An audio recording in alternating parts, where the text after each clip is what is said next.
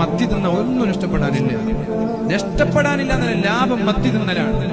ഒക്കിനോവ എന്ന് പറയുന്ന ജപ്പാനിലെ 130 വയസ്സുവരെ ജീവിക്കുന്ന ഒരു നാട്, ആ നാടിന്റെ രഹസ്യം അന്വേഷിച്ച് 2 റിസർച്ച് വിദ്യാർത്ഥികൾ പോയപ്പോ അവരുടെ ഭക്ഷണ ശൈലിയിൽ വളരെ പ്രധാനപ്പെട്ട ഭക്ഷണം എന്ന് പറയുന്നത് മത്തി തിന്നുന്നു എന്നുള്ളതാണ്. മത്തി ആരോഗ്യത്തിന് വളരെ ഉപകാരപ്രദമാണ്.